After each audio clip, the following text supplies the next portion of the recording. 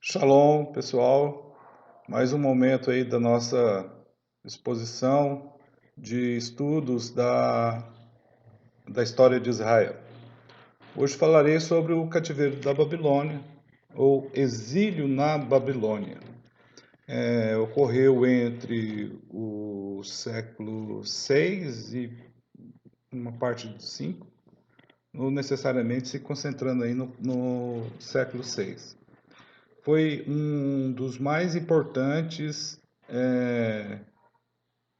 fatos da história da civilização hebraica. Esse fato ocorreu na época em que a cidade da Babilônia, situada onde é o atual Iraque, passou a instituir-se como um poderoso império na região do Oriente Médio, sob a pessoa do rei Nabucodonosor II.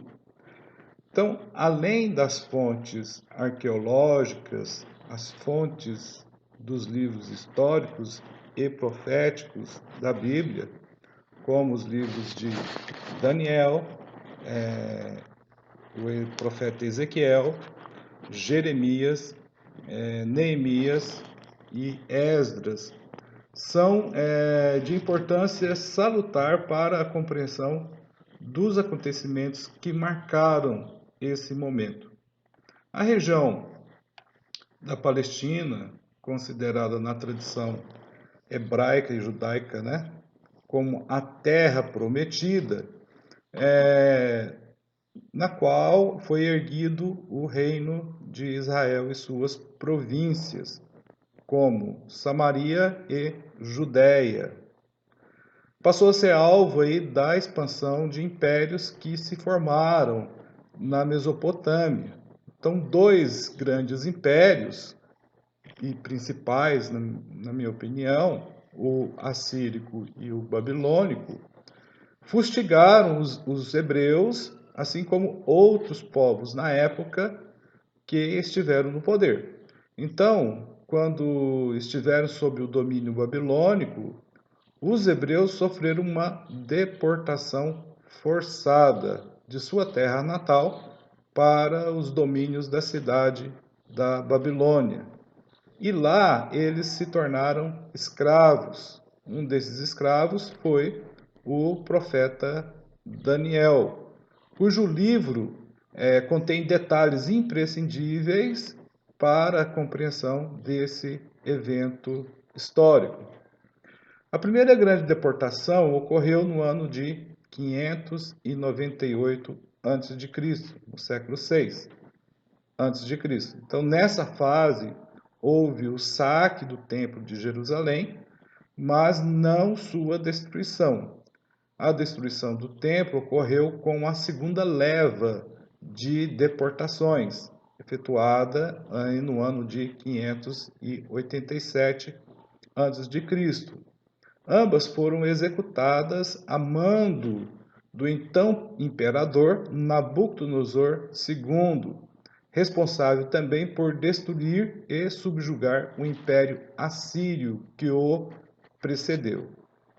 Os hebreus permaneceram no cativeiro até o ano de 538 a.C., quando Ciro o Grande, o habilidoso imperador persa, conseguiu controlar toda a região médio-oriental. Ciro partilhava do ideal de uma política de respeito às culturas dos povos que conquistava e permitiu aos hebreus que retornassem à sua terra de origem e aos seus costumes religiosos. Então foi a partir dessa concessão de Ciro que os hebreus puderam reorganizar-se e, inclusive, reconstruir o Templo de Jerusalém, como pode ser consultado em livros bíblicos como o de Esdras. Veja o que diz o historiador Simon Chanra no texto abaixo. Décadas tinham transcorrido desde que o rei Ciro, em conformidade com a política persa de fazer voltar os deportados e restaurar os cultos locais, esperando obter com esse favor a lealdade dos subjugados, autorizou por decretos, no primeiro ano, segundo Crônicas 36, 22, de seu reinado, o retorno dos israelitas a Yahud, como conta o livro de Esdras. O jovem príncipe Zorobabel, que alegava provir da antiga linhagem real davídica, fora escolhido para liderar, junto com o sumo sacerdote Yeshua, Zorobabel, a volta, o Zorobabel, junto com, aí é do Ageu, a volta de alguns milhares de israelitas para Jerusalém.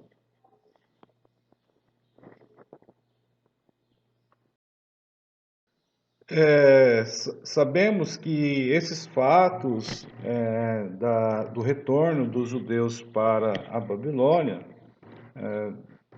foi após 2 anos, melhor dizendo, desde que a Babilônia foi tomada pelos medo-persas. O que aconteceu foi que os israelitas saíram da Babilônia por um decreto do Ciro. Ciro era o rei da Pérsia. Muito antes de Ciro nascer, o Senhor, Deus de Israel, mandou seu profeta Isaías escrever sobre ele: você vai fazer o que eu mandar. Os portões ficarão abertos para você tomar a cidade. Ciro tomou a chefia em capturar Babilônia. Os medos e persas entraram na cidade à noite através de portões que foram deixados abertos. Isaías, profeta do Senhor, também disse que Ciro mandaria reconstruir Jerusalém e seu templo. E Ciro fez isso, tá? Ele disse aos israelitas: vão para Jerusalém e construam o templo de Jeová, seu Deus. E isso é o que os israelitas foram fazer. Mas nem todos os israelitas na Babilônia fizeram a viagem de volta a Jerusalém. Era uma viagem assim, muito longa, de uns 800 quilômetros. E muitos desses judeus que foram deportados já eram velhos, doentes demais para viajar. E houve outros motivos porque alguns não foram. No entanto, Ciro disse aos que não iam, deem prata e ouro, judeus para judeus, e outros presentes aos que vão voltar para reconstruir Jerusalém e seu templo. Assim, os israelitas que se puseram a caminho de Jerusalém receberam muitos presentes. Então Ciro devolveu as bacias, os copos que o rei Nabucodonosor havia tirado do templo de Jeová em Jerusalém, quando foi destruído. O povo teve muita coisa a carregar de volta.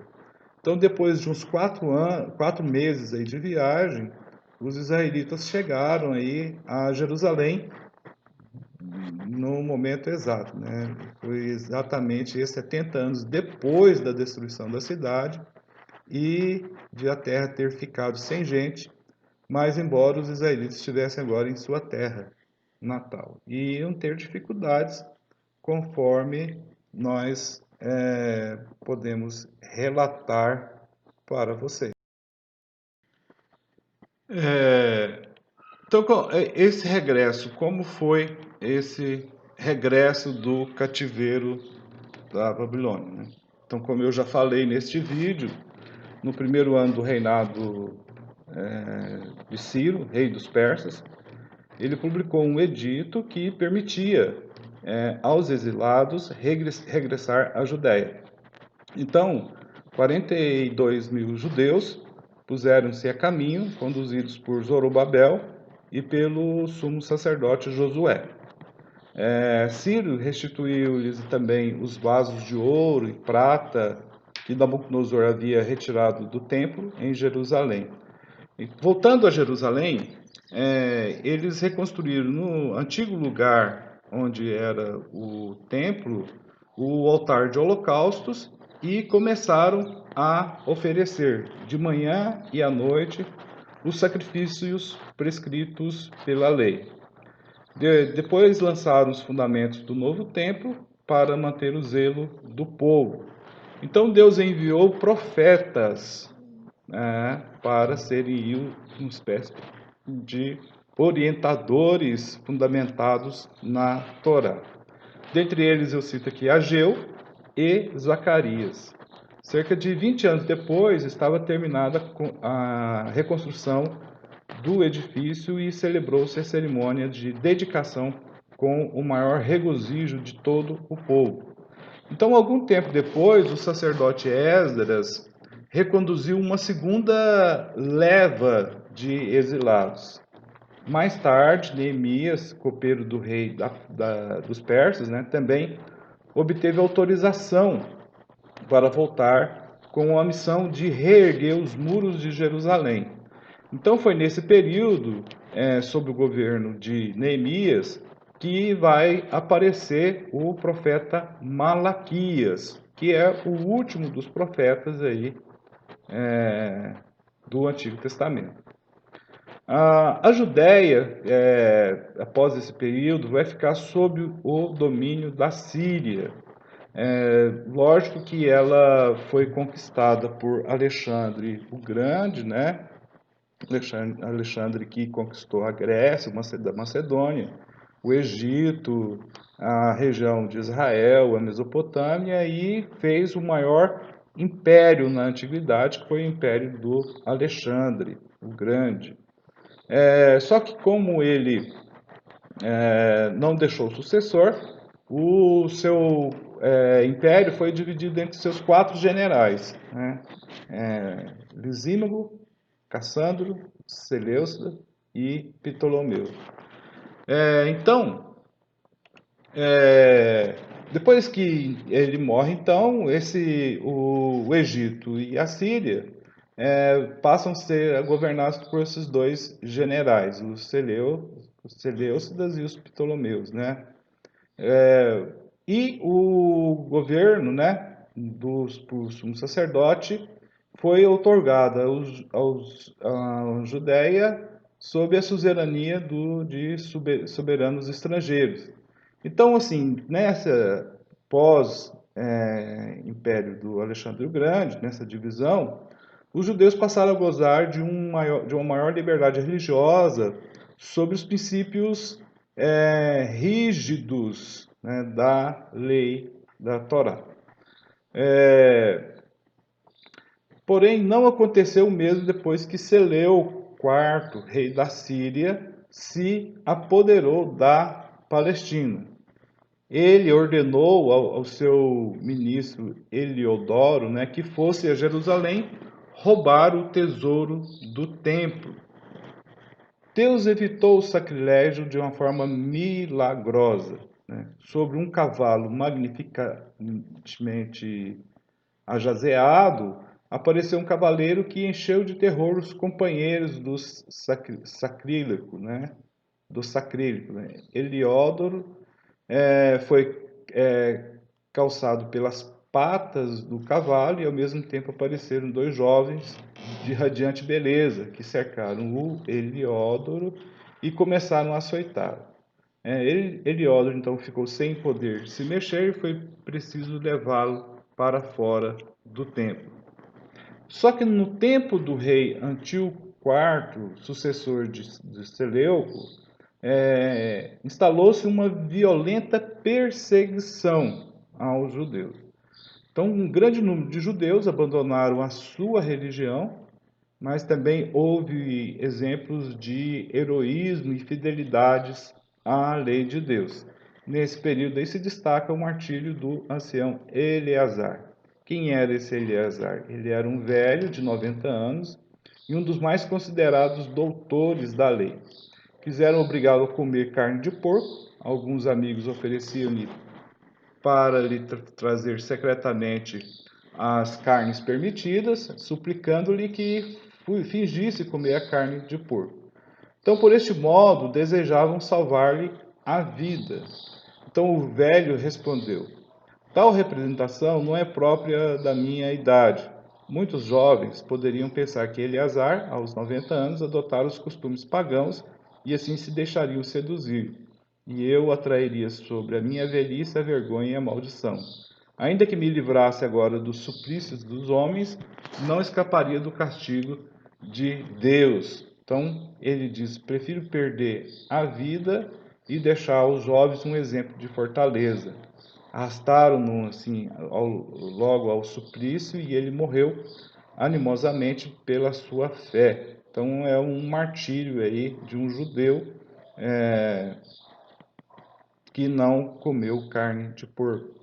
Então também tem um martírio de uma mãe com seus 7 filhos. Né? O Antíoco também mandou prender uma mãe e seus 7 filhos, que queria obrigá-los a comer carne de porco. O mais velho dos filhos, dos irmãos, né, diz: preferimos morrer do que transgredir a lei de Deus. Então o rei, enfurecido, mandou cortar a língua, arrancar a pele da cabeça, cortar as mãos e os pés e lançá-lo vivo numa frigideira. Então, durante esse horrível suplício, os outros irmãos exortavam-se a morrer corajosamente. Então, os carrascos tomaram o segundo e, depois de lhe arrancarem a pele da cabeça, perguntaram se ele preferia comer carne a carne. Ele respondeu: não farei isso. Quando estava prestes a morrer, disse ainda: carrasco, podes arrancar-nos a vida presente, mas no dia da ressurreição, o Rei do mundo nos despertará para a vida eterna. E o terceiro estendeu corajosamente as mãos e disse: recebi-as do céu e tenho a firme esperança de que Deus as irá restabelecer-me um dia. O rei não pôde deixar de admirar o valor desses jovens que não temia tão grandes tormentos. Né? Então, os 3 irmãos seguintes mostraram a mesma constância. E quando chegou a vez do mais novo, né, Antíoco prometeu fazê-lo rico e feliz se ele abandonasse a lei de seus pais. Como o jovem não se deixou persuadir, o rei chamou a mãe para convencer a salvar o filho, e a mãe disse: meu filho, suplico-te que não temas o algoz. Se morres, encontrar-te-ei com teus irmãos na vida eterna. Enquanto a mãe assim falava, a criança dizia aos algozes: o que esperais? Eu não obedeço a ordem de rei, né, mas a lei de Deus. E tu, ó rei, não esperarás o castigo do Deus Todo-Poderoso? Tão louco de cólera, o rei mandou torturar ainda mais cruelmente os demais irmãos. Então, por fim, juntou-se à morte a mãe com os seus filhos. Essa história consta aí nas Bíblias da edição católica. Então, nesse período aí, que nós denominamos de interbíblico, vai ocorrer a Guerra dos Asmoneus. Antes de começar a falar sobre a Guerra do período dos Asmoneus, né, Asmoneus, só vou definir a questão do que o que significa quando eu utilizar o termo Macabeus, tá? Então, nesse período da história, nós vamos nos deparar com a história dos Macabeus. Macabeus em hebraico significa martelos, né? Quem foram esses Macabeus? Eles foram os integrantes de um exército rebelde judeu que assumiu o controle de partes da terra de Israel, até então um estado subserviente do Império Seleucida. Os Macabeus fundaram a dinastia dos Asmoneus, que governou de 164 a.C. até 37 a.C. Reintroduziram a religião judaica em Jerusalém, expandiram as fronteiras de Israel e reduziram no país a influência, a cultura helenística, que foi levada por Alexandre o Grande. O membro mais conhecido aí dos Macabeus é o Judas Macabeu. É apelidado assim devido à sua força e determinação. Então, os Macabeus, durante anos, lideraram o movimento que levou à independência da Judéia e que reconsagrou o Templo de Jerusalém, que havia sido profanado, conforme a história que eu acabei de relatar, sobre a obrigação de comer carne de porco e até mesmo fazer sacrifícios de porco no templo em Jerusalém. Ele havia sido profanado aí pelos herdeiros aí do Império do Alexandre. Então, e quando eles conseguiram a independência, eles deram origem a uma linhagem real que governou Israel até o domínio dos romanos por volta de 37 a.C. Bom, como que se deu essa guerra, essa revolta aí dos macabeus?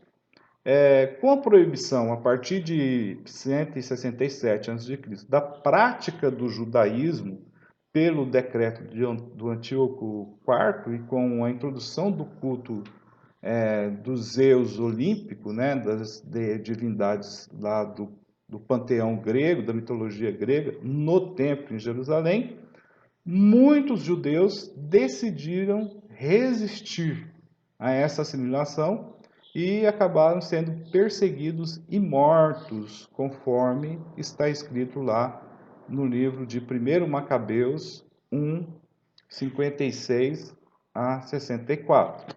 Então eu vou ler para vocês esse texto. Quanto aos livros da Torá, os que lhes caíam nas mãos eram rasgados e lançados ao fogo. Onde quer que se encontrasse em casa de alguém um livro da aliança, ou se alguém se conformasse à Torá, o decreto real o condenava à morte. Na sua prepotência, assim procediam contra Israel, com todos aqueles que fossem descobertos, mês por mês, nas cidades, no dia 25 de cada mês, ofereciam-se sacrifícios no altar levantado por sobre o altar dos holocaustos.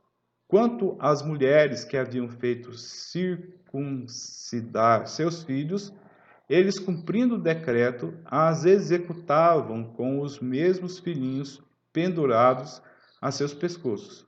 E ainda com seus familiares e com aqueles que haviam operado a circuncisão, apesar de tudo, muitos em Israel ficaram firmes e se mostraram irredutíveis em não comerem nada de impuro. Eles aceitaram antes morrer que contaminar-se com os alimentos e profanar a aliança sagrada, como de fato morreram. Foi sobremaneira grande a ira que se abateu sobre Israel. Isso é o que está escrito no livro de 1 Macabeus. Então, a não aceitação dessas leis vai levar à revolta dos macabeus, né? Os judeus que permaneceram fiéis à Torá, né? E até mesmo o sacerdote Matatias, chamado de Asmoneu, devido ao nome do patriarca de sua linhagem, o Asmon, né? Recusou-se a servir no templo profanado pelos gregos, pelos Seleucidas. Então, Matatias se exila com sua família em sua propriedade, em Modim, né? Ele tinha 5 filhos, João, Simão, Judas, Eleazar e Jonatas. Convocados para os sacrifícios sacrílegos, o Matatias acaba matando o emissário real e um sacerdote que se propõe a oficiar os sacrifícios.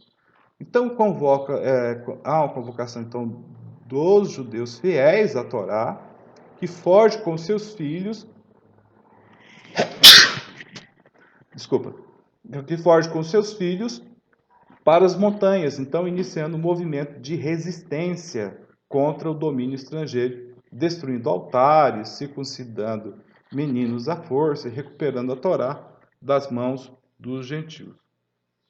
Quando Matatias morreu em 166 a.C., o seu filho Judas o Judas Macabeu, vai assumir a liderança dessa resistência. E o Judas vai desenvolver técnicas de guerrilha, que vence as contínuas tropas seleucidas enviadas, e apesar de alguns explicarem tal como uma intervenção divina, Antíoco também tinha de se preocupar com outras revoltas em seu império. Né? Em 164 a.C., Judas e seus homens conseguiram dominar Jerusalém e reedificarem o templo, no que ficaria conhecido como a festa do Hanukkah, que é comemorada no dia 25 do mês nono, tá? Do calendário judaico, No ano de 148, essa festa eles se levantam, a primeira eles se levantaram pela manhã cedo e ofereceram um sacrifício segundo as prescrições da lei sobre o novo altar dos holocaustos que haviam construído. Exatamente no mês, no dia em que os judeus o tinham profanado, foi o altar novamente consagrado com cânticos ao som de cítaras, harpas e símbolos. E Judas, com os seus irmãos e toda a Assembleia de Israel, estabeleceu que os dias da dedicação do altar seriam celebrados a seu tempo, para cada ano, né, durante 8 dias, a partir do dia 25 do mês de Quisleu, com o júbilo e a alegria. Daí vem a festa do Hanukkah, que é comemorada, a festa das luzes, que é comemorada por volta, o Quisleu representa novembro, dezembro. Com a morte do Antíoco IV, em 164, a luta pela resistência vai prosseguir contra o Antíoco V, né? E o regente Lísias, né? Seguir também contra o Demétrio I. Esses macabeus vão lutar contra. Como foi a dinastia Asmoneia? Com a morte de Judas, as lideranças da família e da revolta contra o Império Seleucida passa para o seu irmão Jonatas. Então, Jonatas faz vários acordos e alianças com vários países, como Esparta, lá no Peloponeso, né? Inclusive com a potência da época, a República Romana. Para que fosse reconhecida, então, a situação de Israel como uma nação livre perante o Império Seleucida, Jonas prossegue com a revolta até que no ano de 153 a.C.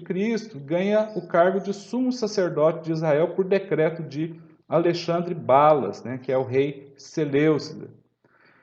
Então Jonas vai se aliar a Alexandre na tentativa desse de usurpar o trono de Demétrio I.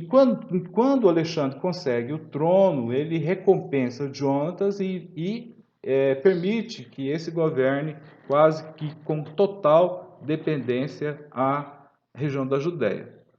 No entanto, o rei sucessor de Alexandre, o Antíoco VI, ele vai ser hostil aos judeus e provoca nova guerra, dessa vez liderada por Simão, irmão de Jonas, o atual sumo sacerdote.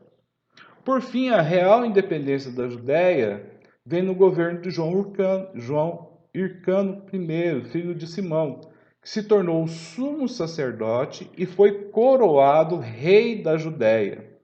O João Hircano ainda enfrentou uma nova tentativa de invasão do Império Seleucida, sob o comando do rei Antíoco VII. De acordo com a lenda, o rei João Hircano I abriu o sepulcro do rei Davi e de lá retirou 3.000 talentos, que entregou a Sideta para que esse poupasse Jerusalém da destruição. Então o Antíoco, né, então acatou a parte, né, que a gente fala, né, e foi apoiado pelos judeus por um curto período de tempo. Ele vai, o Seleucida conquista a Mesopotâmia, a Babilônia e a região dos Medos, antes de cair em uma emboscada e ser morto por Frates II da Pártia. Então o reino Seleucida se restringiu à Síria somente. Com isso, a independência da Judéia, né, como um reino independente sob a dinastia Asmoneia, é assegurada. Durante o reinado do João Hircano, né, Alexandre Janeu, existiu uma expansão territorial do reino da Judéia, dos judeus, que passou a incorporar regiões da Palestina, como Mataba, Samega, Siquém, Adora, Marisa e até mesmo a Idumeia. Né? A região ampliou de domínio dos judeus. Nesse processo, há uma judaização forçada das populações conquistadas. Né? Por essa época é que surgem os 3 grandes partidos políticos da Judéia: os fariseus, os saduceus e os essênios, né, que são seitas dentro do judaísmo. Então, as crueldades cometidas por João Hircano I contra as cidades conquistadas e as populações forçadamente judaizadas provocaram a primeira reação dos fariseus contra os governantes macabeus. Então, a partir deste momento, João Hircano vai se aliar aos saduceus e rompe com os fariseus. Durante os próximos reinados de Alexandre Janeu e de Aristóbulo, né, os governantes asmoneus se apoiam nos saduceus contra os fariseus. Entretanto, durante o reinado da rainha Salomé Alexandra, há uma aproximação da monarca com o partido fariseu em detrimento dos saduceus. O declínio dos asmoneus e o começo do Império Romano na Judéia. A relativa independência dos judeus termina com a ascensão de Aristóbulo II ao trono. Né? Então, seu irmão, o João Hircano II, vai iniciar uma guerra civil que vai terminar com a intervenção do general romano Pompeu no ano de 63 a.C., sob o pretexto de pacificar a região. Pompeu coloca Hircano II como sumo sacerdote, entretanto, lhe retira o título real e transforma a Judéia em um reino cliente ou subserviente, tá? a um procurador romano. Então, lá quando no primeiro e segundo triunviratos do Império Romano, Marco Antônio, né, vai executar o Antíoco e entrega o trono da Judéia a um Herodes, que é um cargo aí já instituído pelos romanos. E esse primeiro Herodes é chamado Herodes o Grande. Ele era um príncipe idumeu, né, filho do procurador romano Antipater. Para se legitimar no trono, o Herodes se casa com Mariana, a única filha herdeira do sumo sacerdote asmoneu Antíoco, filho de Aristóbulo. Entretanto, com medo de conspirações por parte da elite judaica e de seus filhos com Mariana, ele mandou executar a esposa, vai acusar seus filhos de infidelidade, e Alexandre e Aristóbulo IV vai acusar até os outros lá, Seleucidas, de alta traição, que serão julgados e subjugados no sétimo ano, no ano 7 antes de Cristo. Pessoal, então essa história, é a história do período interbíblico, tá? Agora, no segundo momento, nós queremos relatar a história, o surgimento do Império Romano, ok? Faremos isso em outro vídeo.